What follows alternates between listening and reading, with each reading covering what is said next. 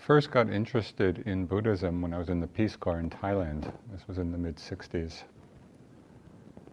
When I finished my time there, I had started going to the Buddhist temples and just had my first briefest taste of meditation. Came back home, started to practice by myself, and realized very quickly that I needed a teacher because I was just getting very confused. I was mixing up a lot of different things. So I went back to Asia thinking I would go back to Thailand, but on the way I stopped in India. I had been given the names of various teachers and ashrams, so I went on this little tour to these places. I went up to the mountains, to the hill stations. This was in December. I didn't realize it would be winter up there, so I was just going in my summer clothes, and up in Dalhousie it was freezing. And the Tibetans had all gone south. So I left there, I went to Sikh ashram, it wasn't quite right. Came back to New Delhi, didn't know what to do. I was going to walk down to the airline office and go back to Thailand. As I was walking, it was just some force that stopped me. It was quite an unusual experience. I couldn't take another step forward. You know, it was unusual.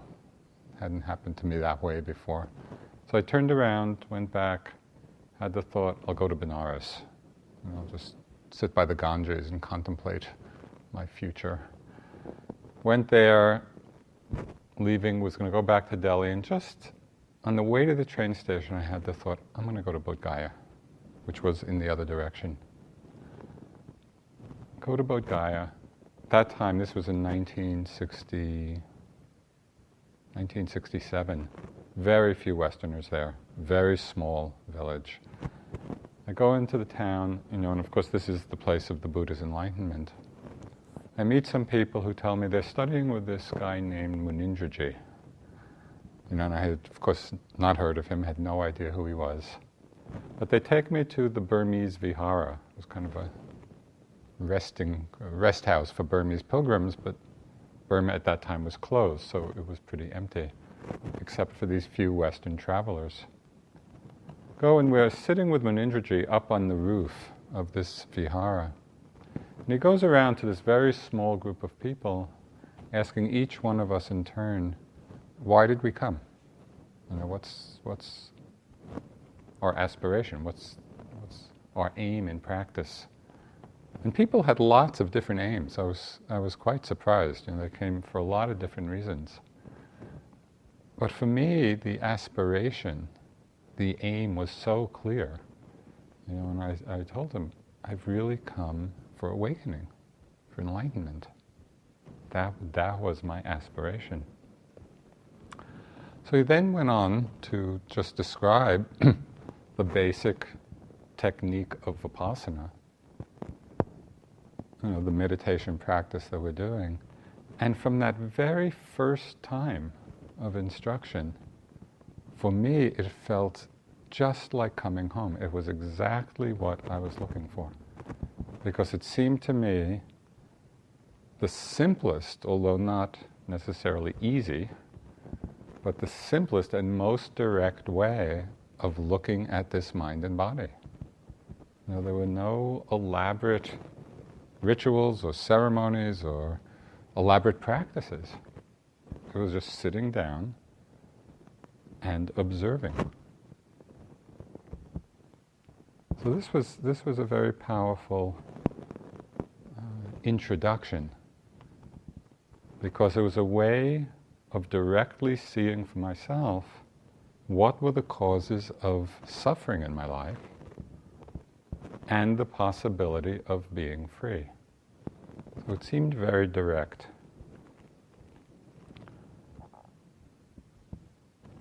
This Vipassana practice, and there are many methods of Vipassana. There are over 50 different ways, techniques of doing Vipassana. They are all rooted in one discourse of the Buddha.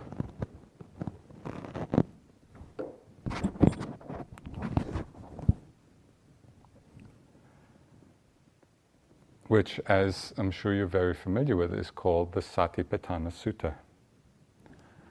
And he begins this discourse with what to me is an amazingly bold and unambiguous statement. The Buddha said, bhikkhus, just a footnote here, in the description or the commentary to the sutta, it says that bhikkhus here refers to anyone who is practicing. Anyone who is doing the practice is included in this term bhikkhus. So he's really talking to us.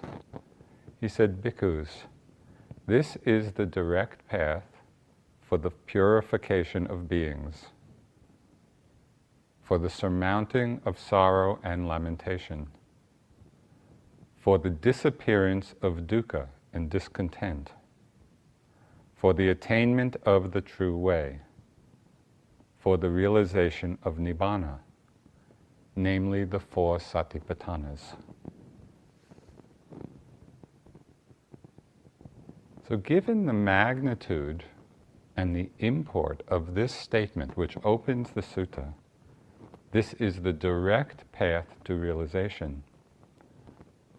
I thought it would be useful over these next weeks, I'm not sure how long it will stretch out, to explore this sutta in detail, because it is the Buddha's direct teaching to us, those who are practicing, on the direct way, the direct path to awakening. I'd like to use the Buddha's words in this discourse really to help guide us in our own understanding and in our practice. I'll be drawing a lot from a book I've read recently, which is a commentary on the Satipatthana Sutta, and it's called Satipatthana, the Direct Path to Realization, by a German monk. His name is Venerable Analayo. And he was studying in Sri Lanka, and he did his PhD thesis in Sri Lanka on this sutta. And so I think the book is actually kind of an edited version of his thesis. But it's really wonderful. As I read it, it was just tremendously inspiring to me because it opened up in ways that I had not fully appreciated the range and the depth of what's contained in it. When we look at this sutta, the Satipatthana Sutta, we find that all of the Buddhist teachings are contained within it.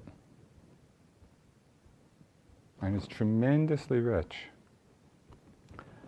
And I think part of the Buddha's genius in his teaching was that when we open any one door into the Dharma, it actually leads to all the rest. So we can look at the Dharma from any perspective, and if we open that door, it just expands to the whole. So to begin the exploration of this discourse, I just want to start with a look at some words in it that are very familiar to us, but might have a slightly different slant in terms of their translation. So the first of these words is Satipatthana itself. And as you know, it's usually translated as the foundations of mindfulness. And so what we're practicing are the 4 foundations of mindfulness. But it's been suggested that that's perhaps not exactly the right translation, and that a better one, derived from the Pali, would be attending with mindfulness, or abiding in mindfulness. So we could say the 4 abidings of mindfulness, rather than foundation. I might think, well, what's the difference here? I think there's a subtle shift. Because when we think of Satipatthana as attending with mindfulness or abiding in mindfulness, it gives more emphasis to the attitude of being aware than to the object.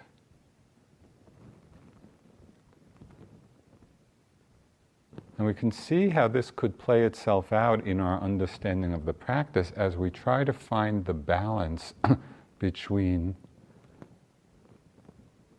mindfulness as plunging into the object and mindfulness as resting in awareness. There's nuances here. So what are we actually doing with our minds in the practice? Are we plunging in? Are we settling back? And as we explore further the sutta, we'll see that at different times we want to be using one or another of these aspects. This is the first word to consider, Satipatthana, and what it means.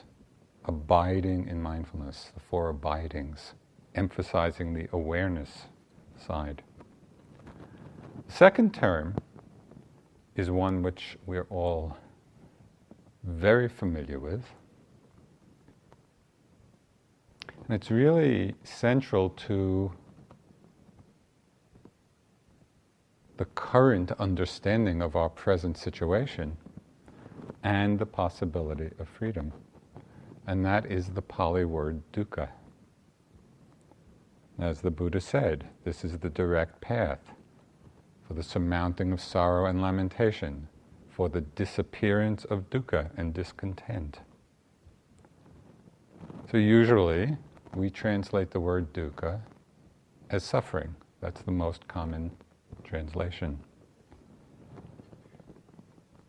But there's a very interesting derivation from the Pali of what this word means. And when I read it, it was kind of interesting and a little startling to me. The prefix du, du, means difficulty or badness. What's bad?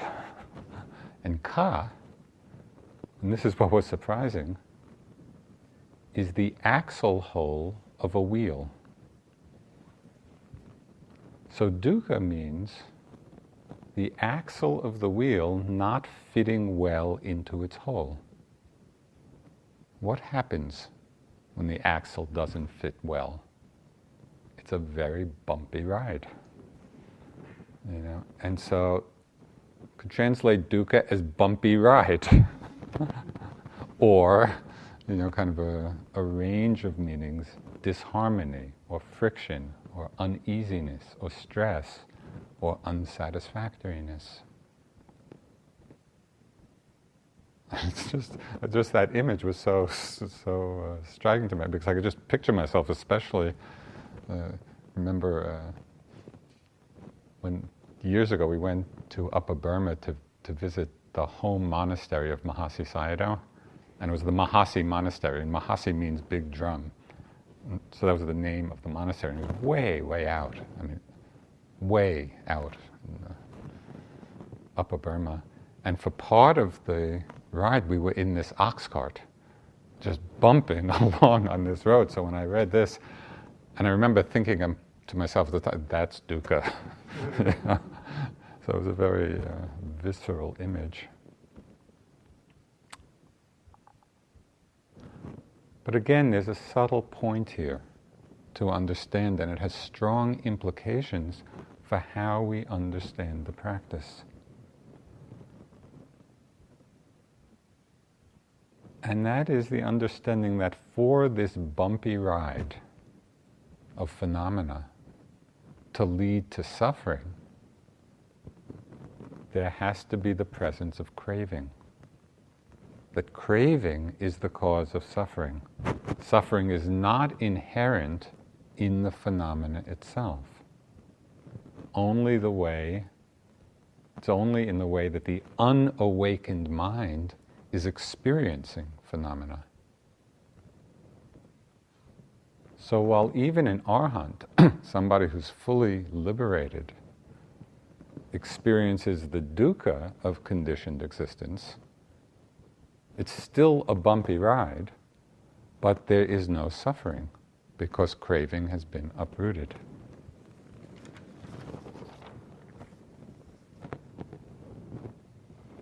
So the Buddha begins the sutta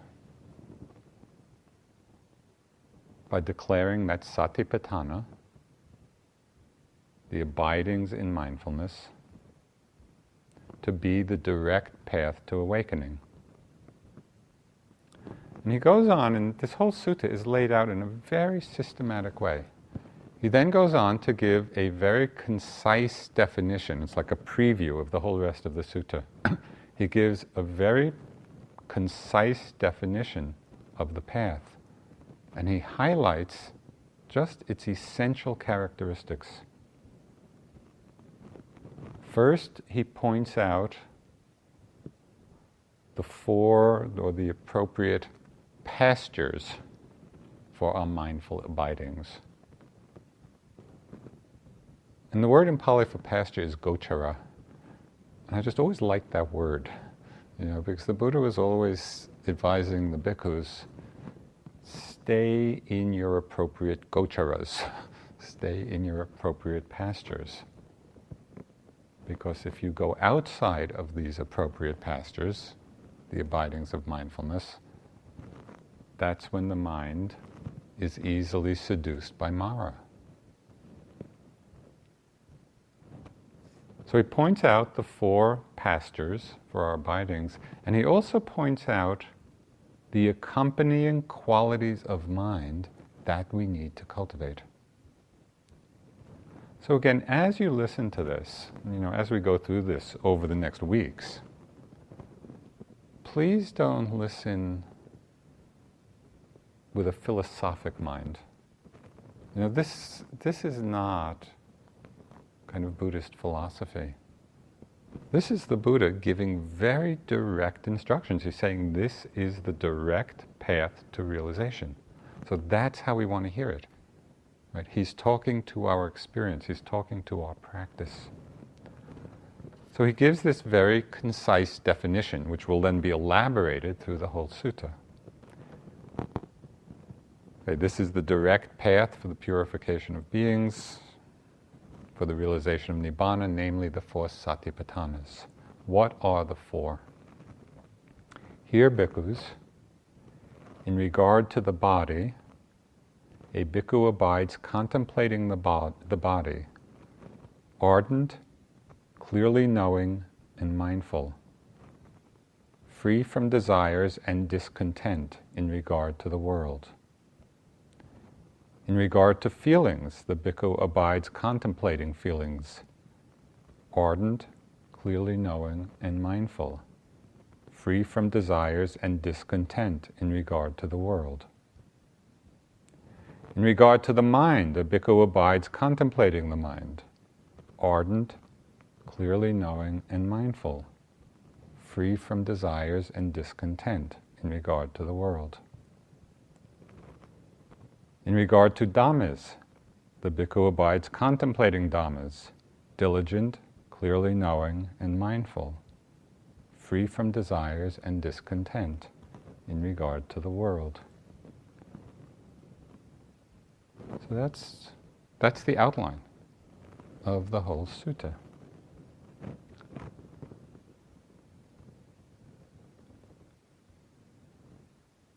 As part of our cultural attention deficit disorder, I find that when I'm reading the suttas or listening to them, whenever I come across a whole series of repetitions, my mind just tends to skip over them, thinking, oh, I heard that already. There is another possibility. As the Buddha repeats, with each of these four abidings, he's repeating the words, abiding ardent, clearly knowing, and mindful, free from desires and discontent.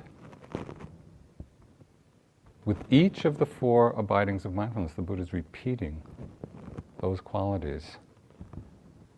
Perhaps he actually is trying to tell us something, that these qualities are important. These are the ones that we need to cultivate. These are the ones we need to strengthen.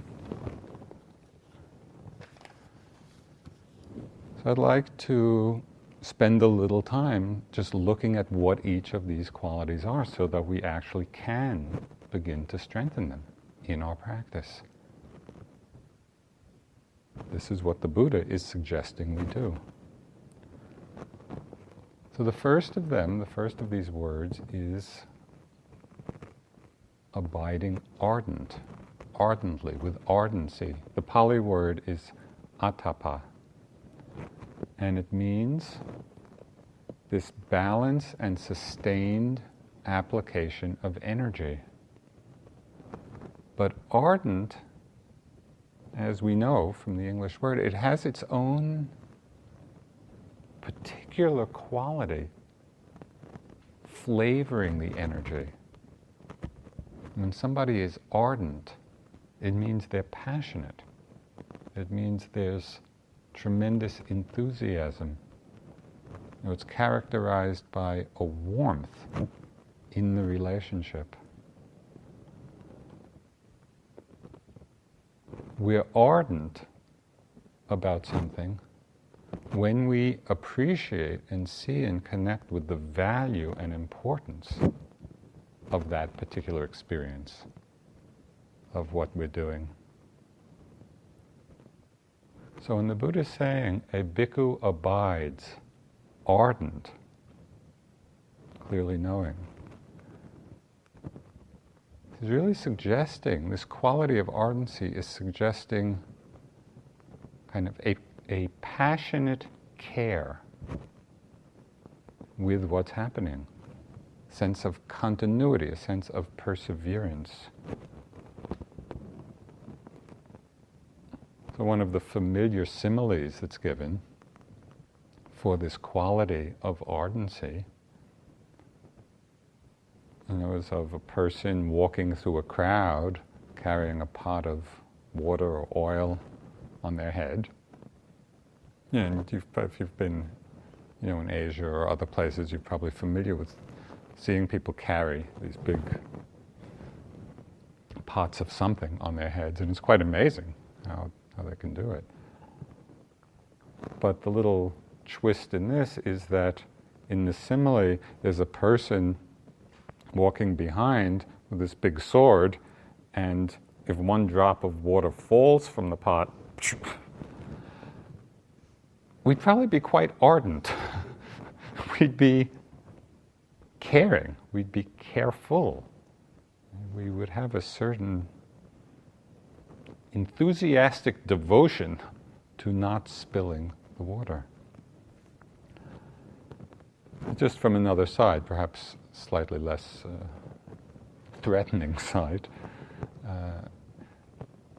there was a recent Chinese Zen master, Su Yun,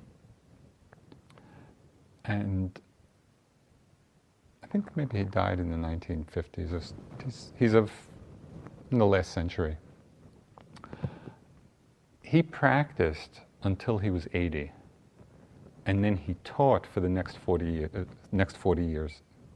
He lived to 120. And he used this phrase, which totally exemplifies his life. He used the phrase, the long enduring mind. And that's this quality of ardency, where we have this devotion to the moment with continuity, with perseverance, with a long enduring mind. That's what gives strength to our practice.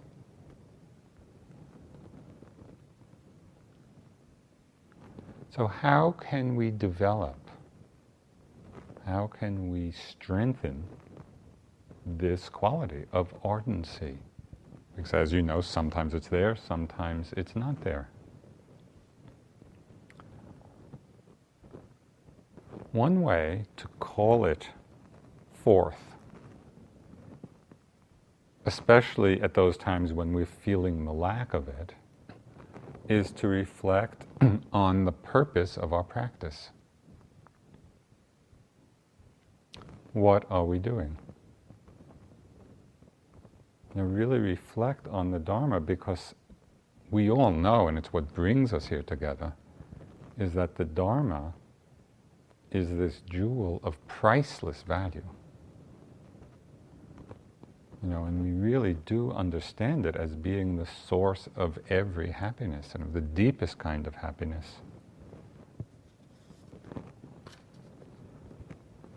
This was expressed very well by the famous Thai forest master, in fact, the kind of, say, the grandfather of the Thai forest tradition, Ajahn Mun. He said, of all the many things that people value and care for in the world, the mind is the most precious. In fact, the mind is the foremost treasure in the whole world.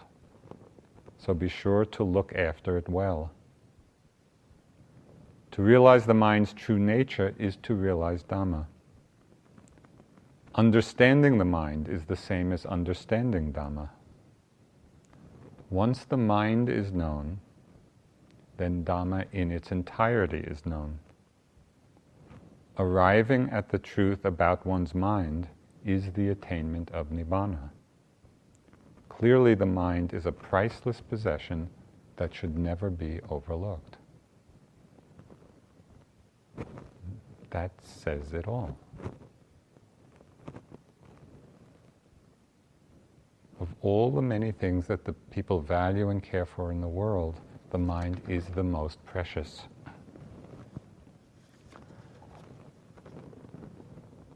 So it's reflecting on that. When we reconnect with that understanding, which we all share, it's clearly why we're here. When we reflect and reconnect with that, it does create this strength of ardor.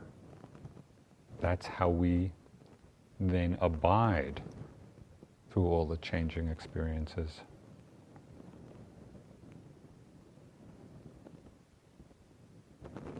We reflect on the rarity of connecting with the teachings and the opportunity to practice.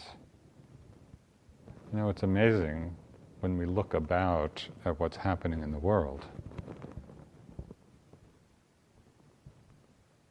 The great blessing of somehow in our lives having come in touch with teachings of liberation, teachings to awaken and purify the heart and mind, and not only coming into contact with the teachings, but somehow being inspired to practice them, and not only being inspired to practice, but actually making the effort to practice in this way, is tremendously rare. And so when we appreciate that, it really leads to a very great respect for the Dharma, respect for our fellow yogis, respect for ourselves.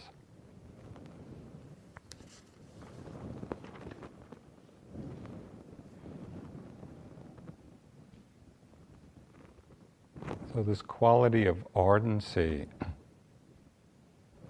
is strengthened when we connect with the purpose of the practice, taking care of this precious mind. When we reflect on the rarity of conditions which allows us to do it. This feeling of ardency, of passion for practice, also comes when we reflect on and see very deeply the transient nature of all phenomena.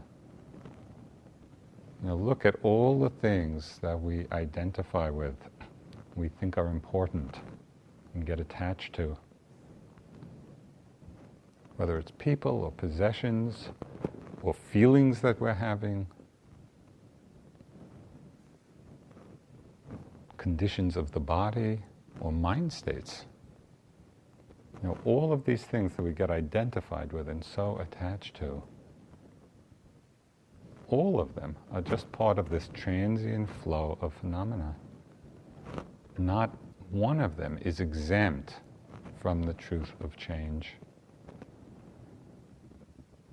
And nothing at all can prevent this process, this universal process of growth, decay, and death. Now, this is just the truth of how things are. So when we don't deeply see it, when we don't deeply understand it, then we devote ourselves and our lives, and even our meditation practice, to just wanting something, or getting something, or accumulating something. Now, how often do we come into practice just wanting a peaceful sit, or a pain-free sit? And that kind of becomes our goal, our unspoken goal, because we've forgotten, or at that time we're not seeing the transient nature of all of it. And so we lose a sense of ardor in our practice. We just get caught so easily in all the appearances of samsara. And in that we solidify the sense of self, the sense of I. There's no peace. I'd like to read something. This is from the life of Shabkar, who was one of the great Tibetan Dzogchen masters, I think of the 18th century. And he just was a wandering monk. And his teachings are beautiful. There's often expressed in verse form. So this is just one little, as you can see, his life is full and ardent. So I just want to read this. It's kind of a reflection on transiency and how it can stir and arouse this feeling of ardency, of passion, of care.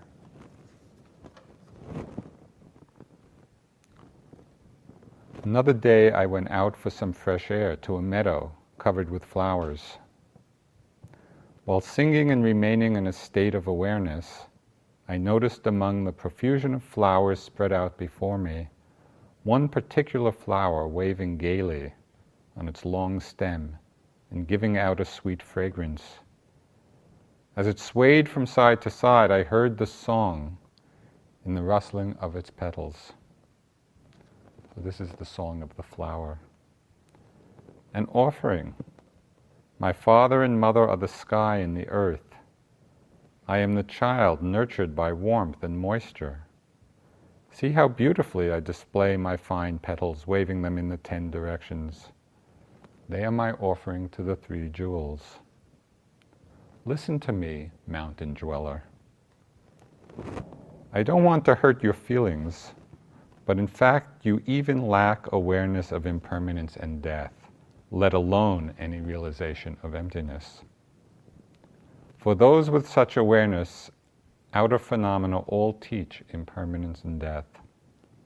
I, the flower, will now give you, the yogi, a bit of helpful advice.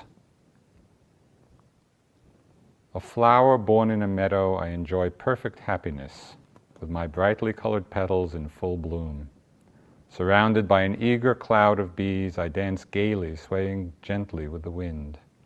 When a fine rain falls, my petals wrap around me. When the sun shines, I open like a smile.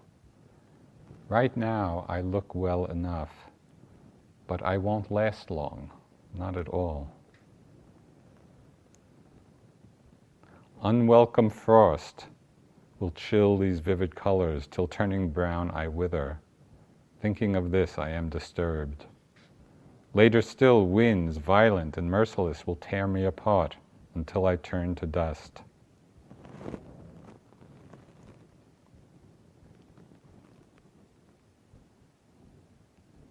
You, hermit, are of the same nature. Surrounded by a host of disciples, you enjoy a fine complexion. Your body of flesh and blood is full of life. When others praise you, you dance with joy. When faithful patrons turn up, you sit in a dignified manner. When they shower you with lavish food, you smile with satisfaction. Right now you look well enough, but you won't last long, not at all.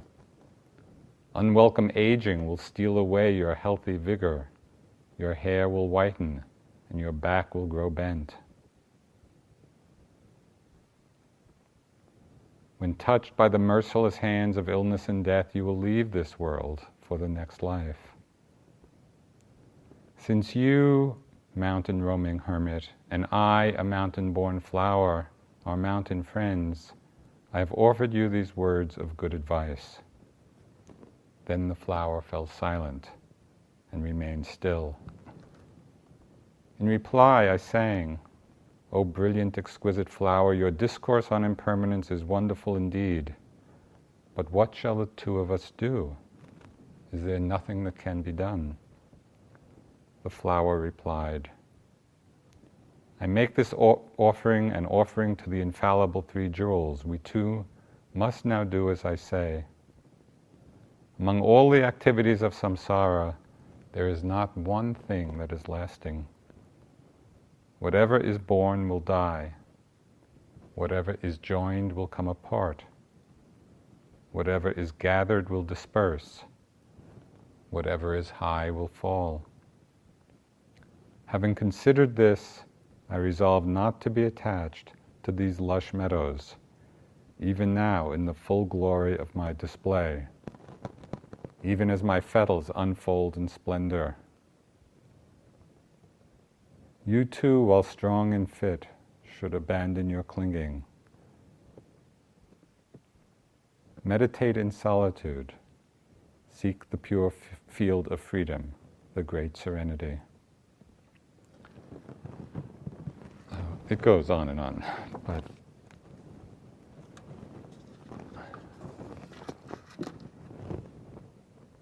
what's so amazing to me is that I think for many of us, for all of us, on some level we know that things are changing. We know that nothing will last. We know this body is going towards old age, decay, and death. But there's something missing. You know, there's some part of our mind doesn't really know it, doesn't deeply connect. And so I see the beauty of this practice, you know, and this opportunity to practice as just deeply, deeply integrating this wisdom. Because when we see it clearly, the mind does let go of clinging, it does let go of grasping. We do abide in the great peace, in the great serenity.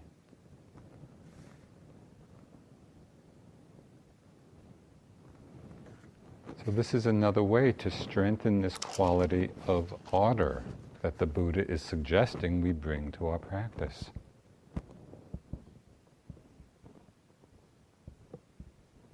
You know, we reflect on the preciousness of this mind, the rarity of the opportunity, the truth of the transiency of phenomena. And the last reflection that helps establish us in ardent practice is realizing that the only things that can be said to truly belong to us are the actions that we perform and their subsequent fruits. You know, the Buddha said often, reminded us often, that results follow actions like a shadow follows us.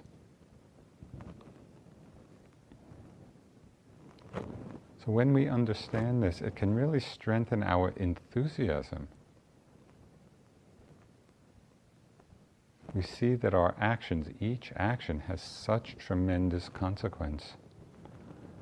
what are we doing with our lives? What are we doing with our practice? What are we doing with our time here? What choices are we making? One point earlier on in my practice, when I was doing long retreats, unlike the rest of you, my mind just loves to think. And so I could kind of sit there and think quite happily, and entertain myself. Especially, after the practice actually had deepened a bit. And so it didn't feel like an agitated restlessness. I was like, there was a certain level of concentration. So I was sitting quite comfortably. The energy was flowing.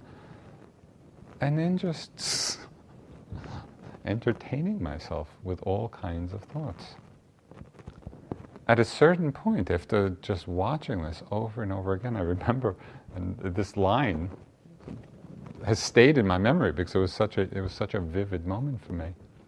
I remember saying to myself, Joseph, do you want to think or do you want to get enlightened? And it was just that quality of seeing, what am I doing? What choice am I making here? Right? Do I just want to indulge these patterns, or can I arouse this ardency? And say, no, this is not helpful. It's not where I want to go.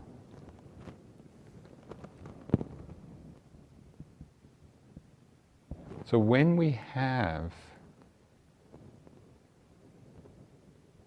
this quality that the Buddha repeated, in the refrain, with each of the abidings of mindfulness, saying, abide ardently.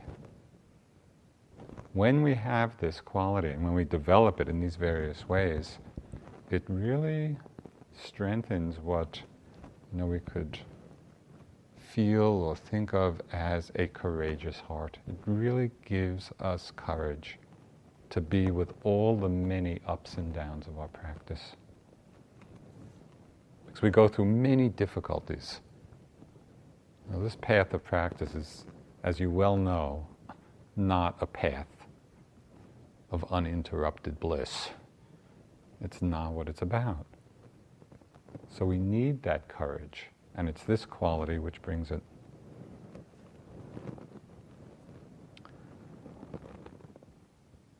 Okay, the second quality the Buddha is recommending to us. Here, bhikkhus, in regard to the body, a bhikkhu abides contemplating the body, ardent, clearly knowing. Clearly knowing is a translation of the Pali word sampajano. It means clearly knowing, it means fully aware. It's our ability to clearly comprehend what it is that's going on, what it is that we're doing. And so this quality, sampajano, is the investigation, it's the wisdom factor. Ardency was connected with the energy factor. Sampajano is the wisdom factor. So again, I want to read from the Satipatthana Sutta. It's a whole paragraph of teaching about clear comprehension.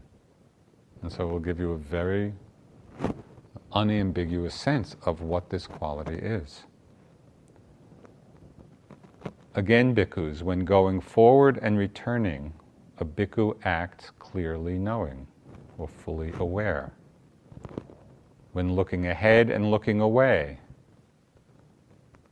bhikkhu acts clearly knowing. When flexing and extending the limbs, a bhikkhu acts clearly knowing.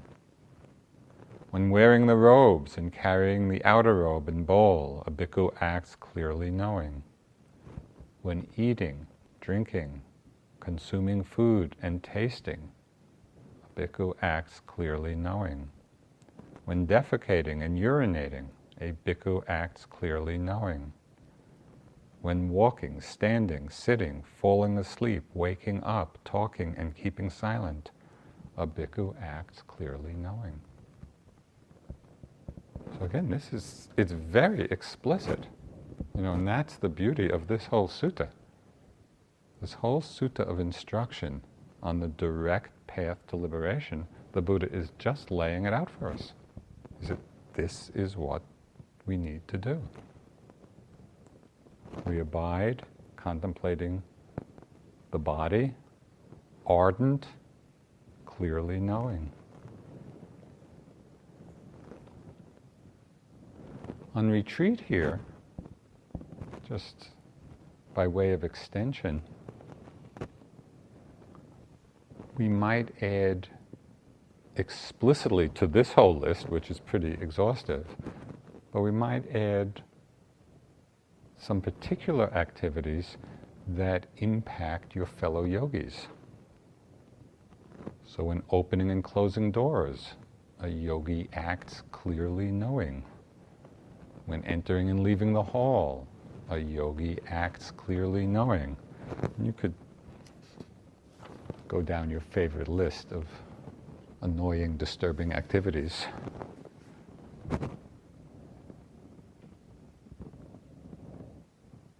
Now this aspect of clear comprehension,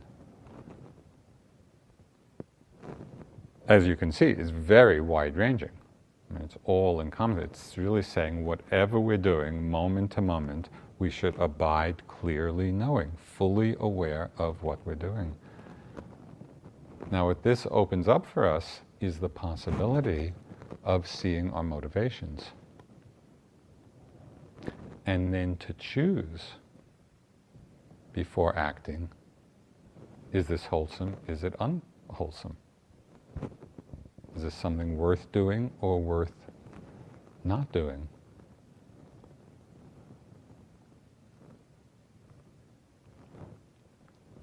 One of the great disciples of the Buddha, his name was Anuruddha.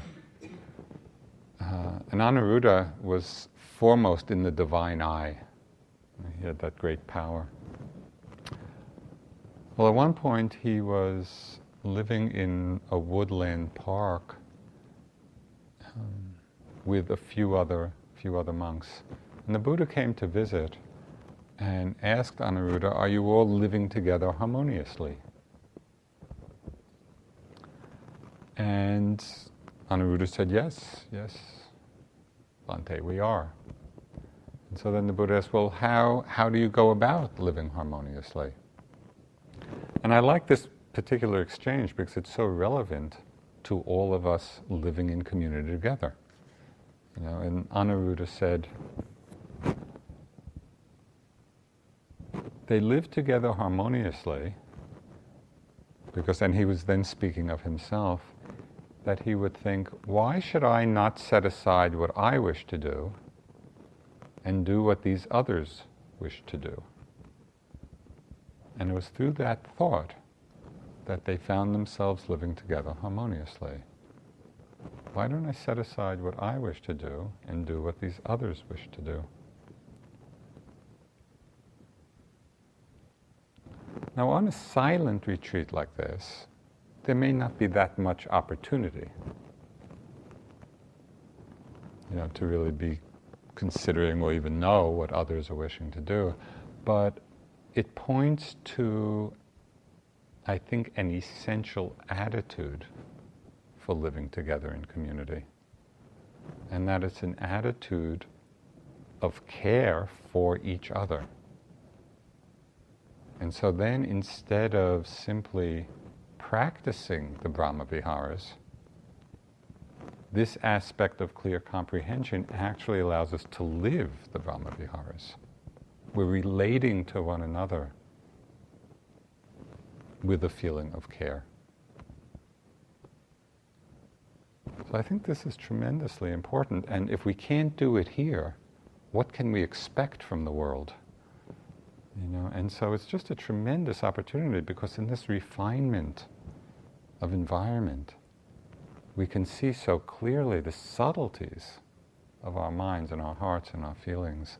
And obviously it's not that we should have some notion that we're going to be saints and perfectly loving feelings all the time and not get irritated and annoyed, but with clear comprehension, with sampajano, We know, we see that arising.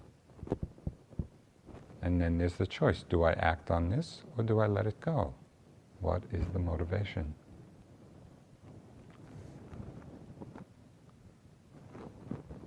Often people find sampajano the hardest to maintain during the times between sitting and walking. You know, we might have it pretty down when we sit, when we walk. But are you really practicing it in your room? You know, in all the various little activities you do in the room, or going from one place to another, or if you go for a walk, or in your yogi job.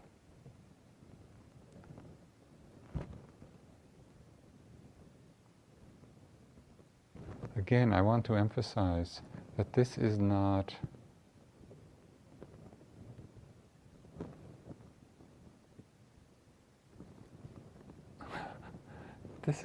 just some nice Buddhist idea. This is the Buddha telling us this is the direct path to realization. Abiding, clearly comprehending, fully aware. So if that is our aspiration, if that's what brings us here together, this is how we want to practice.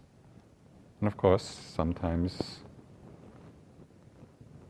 we'll be there with it and sometimes we forget, but if it's in our mind, yes, this is what I'm cultivating, and we do it with ardency, it gets strong, it gets more and more powerful.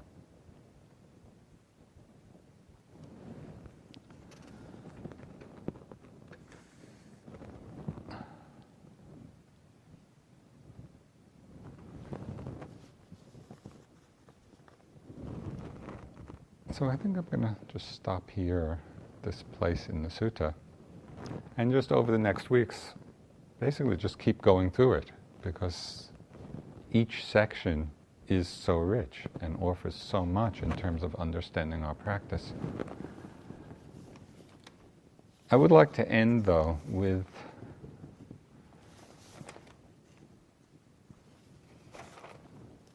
just an underlying attitude which can hold everything we do.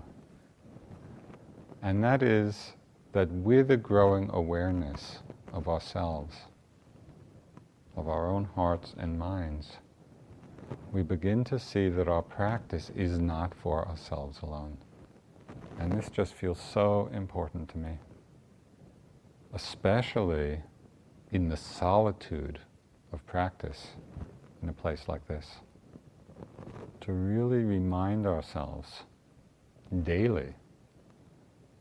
Of course, as you know, this is really the teaching of Bodhicitta, that our practice is not for ourselves alone. We can undertake it with the motivation, with the aspiration that it be for the welfare and benefit of all beings. And we dedicate our practice to the welfare and benefit of all.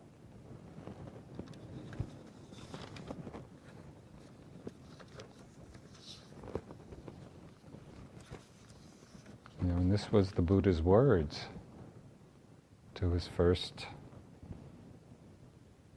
group of enlightened monks. He said, "Go forth, O bhikkhus, for the good of the many, for the happiness of the many, out of compassion for the world, for the good benefit and happiness of all. Work for the good of others, you who have done your duties." So I just find for myself, connecting with this aspiration brings tremendous strength and energy, to my practice and to my aspiration for awakening. Sit for a few minutes.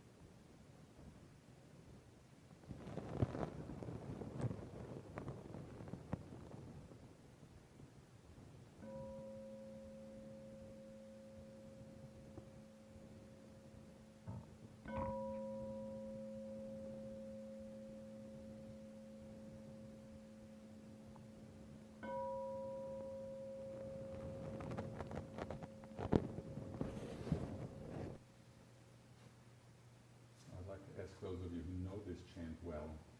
Please carry it. Now let us chant the verses of sharing and aspiration. Through the goodness that arises from my practice, may my spiritual teachers and guides of great virtue, my mother, my father, and my relatives, the sun and the moon, and all virtuous leaders of the world, may the highest gods and evil forces, celestial beings, guardian spirits of the earth, and the Lord of death, may those who are friendly, indifferent, or hostile, may all beings receive the blessings of my life. May they soon attain the threefold bliss and realize the deathless.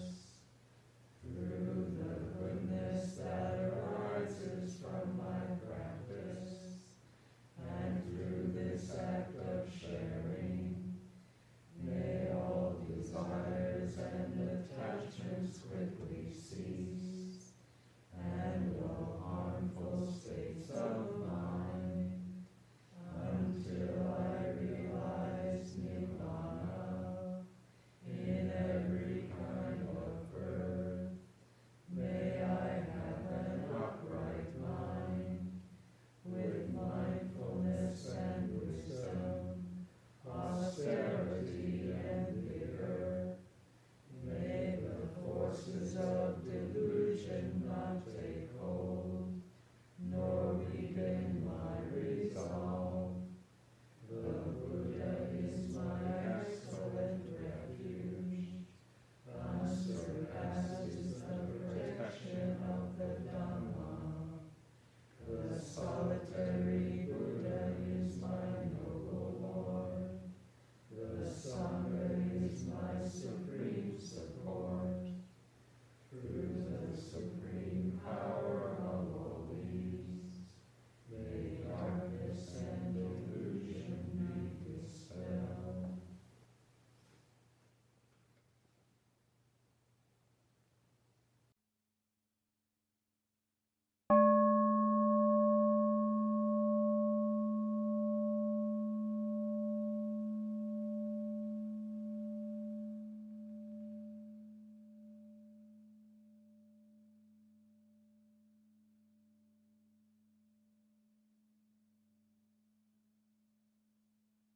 This talk was given by Joseph Goldstein at Forest Refuge on April 2, 2004.